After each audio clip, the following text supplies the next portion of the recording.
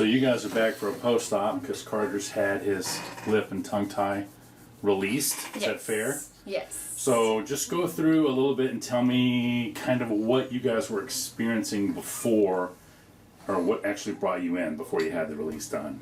When he was born at the hospital, we were told he had a lip tie, but we did not know about his tongue tie. And I was having trouble breastfeeding with him. And we went to the lactation consultant because he had jaundice, and they helped evaluate feeding as well for 10 visits. And it wasn't getting better, wasn't getting better, wasn't getting better. And so then we were told about your office and did a lot of research online and called to make the appointment. And then had him checked out and then had his little procedure done. So how was he having poor latch? He was falling asleep, breastfeeding. I couldn't get him to latch. It was very painful. Okay. Was he chewing? Yeah, gumming. Yeah. Okay. What about the colickiness? Was he Just fussy? cried all the time because he was hungry. Yeah. He ate he would nurse for 5 to 10 minutes every 30 to 45 to an hour. And so it was around the clock feeding. Sure. No matter what. So after we did the release, it's been a week. So just kind of run through, like, what do you notice different now? He's eating at the most, he's eating 30 to 45 minutes at a time, which is huge. But on average, 10 to 15 minutes. And how often is that? Every hour and a half, probably. And so we're still working on getting more food. But his latch is significantly better. I'm not in pain as much. I'm still a little bit because we're learning how to relatch. Sure, and to be fair, you don't get to take a break. Like, correct. You're sore, but you still have to be there for him, right? Exactly. So let me ask you: Are you glad you had it done? Absolutely.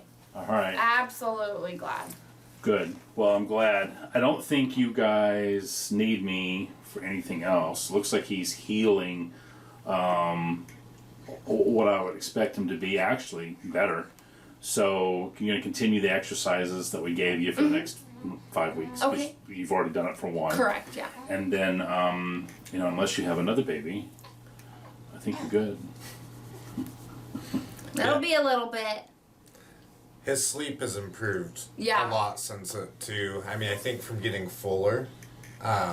He's sleeping 2 to 3 hours. 2 to 3 hours stance night. rather than a half hour to 45 minutes before he's up and wanting to eat again. So that's a big That's noticed improvement too. Yeah. Well, I'm glad you said that, because that is something that a lot of parents will notice, a big difference. Right. is the And that sleeping was, patterns. I think, the night that we had the procedure, he slept for the first That was time. the first time, For 3 hours. He slept 3 hours, Without being held all day. That was in his bassinet that he slept the whole time. Wow, well, you guys are having quite the experience. I'm glad. It was good. It was. We're very happy that we went through with it. Because everyone says, oh, wait to see if they have speech issues. And I'm like, no, I'm not going to wait. Well, good for you. Sometimes something needs to be said for being your own advocate. Yeah. Because this thing is still, while there's a lot of great providers, there's a lot of people, a lot of practitioners that are still on the fence, like, are we overtreating? But just, the fact that you're telling me so many things have changed pre versus post revision, and I don't think we're done. Like, it's only been a week, right? So, like, what changes are we going to have this week, Right. And they'll probably level off here in the next, 2 or 3 weeks. But if you stopped now, and this was the benefit you got, it's good on you. Yeah. It's a tremendous jump for sure. So in the right direction. Good. All right. Well, I'll let you guys go. Any questions for me about anything? No. I mean, we're still doing the exercises, and he's not as fussy when we do them. He's getting used to it. Well, good.